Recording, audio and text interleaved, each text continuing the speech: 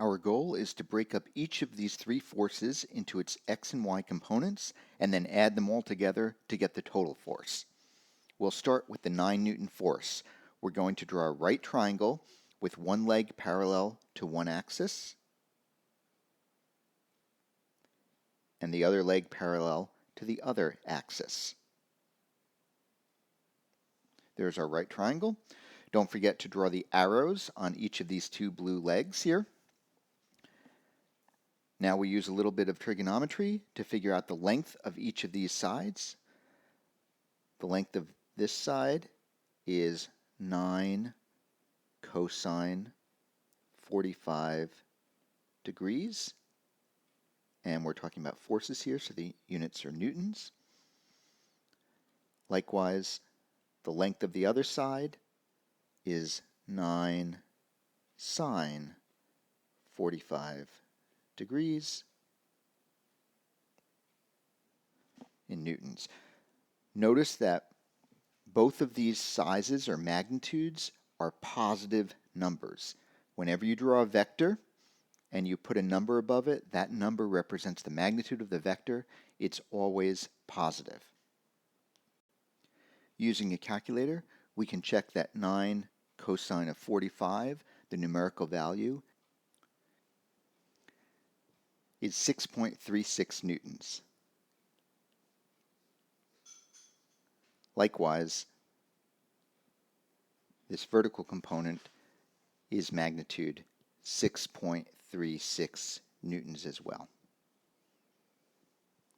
Therefore, we can write this vector, the 9 Newton force vector in red, as the sum of the horizontal and vertical components as follows.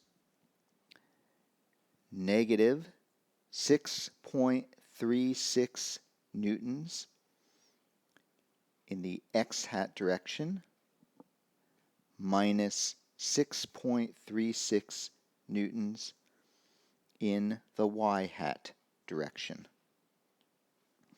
Again, let's just review that for a second. To get the x component here, this vector has length 6.36 newtons. And the direction of this vector, look at the arrow here, is in the negative x-hat direction. So we write it as negative 6.36 newtons x-hat. Similarly, look at this vector here. The length of it is 6.36 newtons, but it's pointing down, whereas the y-axis points upwards. Therefore, it's in the negative y-hat direction. Next, we'll consider the 7 Newton vector. Once again, we break it up into a right triangle. It will have a horizontal component, parallel to the x-axis, and a vertical component. Using trigonometry, we see that the length of this one side is 7 cosine 30 degrees, and the units are newtons. And the length of this other side, the vertical side, is 7 sine 30 degrees. And again, it's a force, so the units are newtons.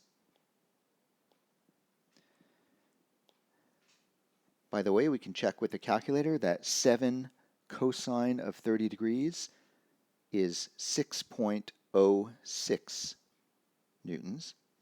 Likewise, 7 sine of 30 degrees, the numerical value is 3.5 newtons.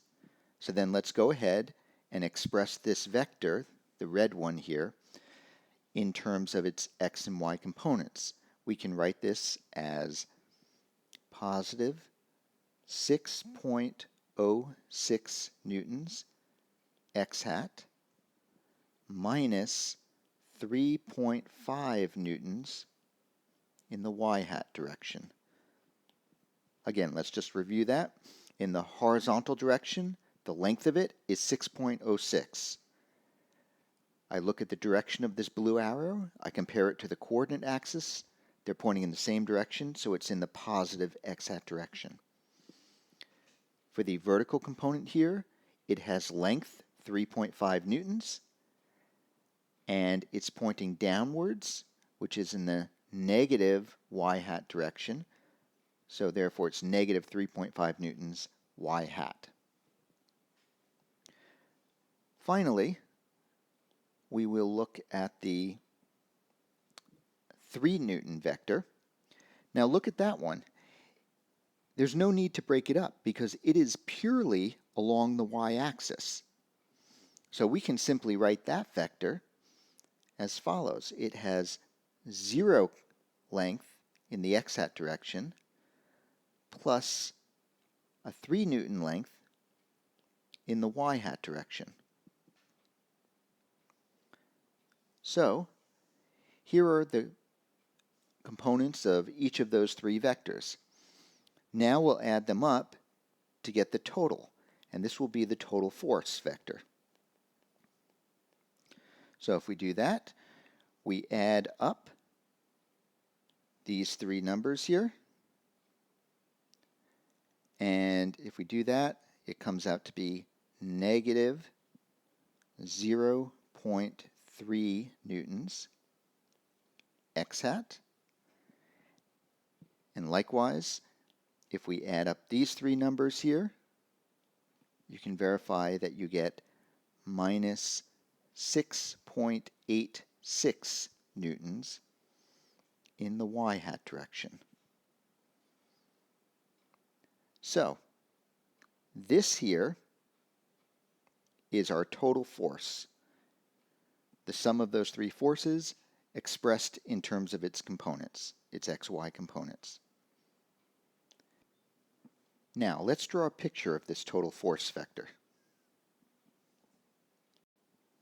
The total force is given by 0.3 newtons in the negative x-hat direction.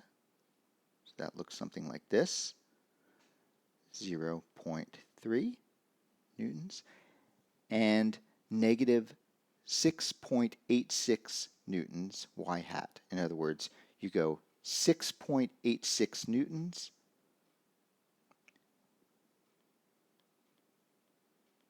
in the negative y-hat direction. And therefore, adding these 2 vectors gives us the total force vector. So this dark red arrow represents the total force, or the direction of the net force. If we want to get the magnitude of it, all we have to do is invoke the Pythagorean theorem. That's going to be given by, look at that triangle, 0.3 newtons squared plus 6.86 newtons squared, the square root of that whole quantity, which comes out to be about 6.87 newtons. So this is 6.87 newtons. If we want to get the angle that it makes, so for example, suppose I want to know what is that angle, then I can simply say that the tangent of that angle is going to be 6.86 newtons over 0.3 newtons, and therefore that angle is equal to the inverse tangent of that expression, which comes out to be 87.5 degrees. So that angle, theta, is 87.5 degrees. So the total force vector has magnitude 6.87 newtons, and it's pointing in a direction 87.5 degrees below the negative x-hat axis.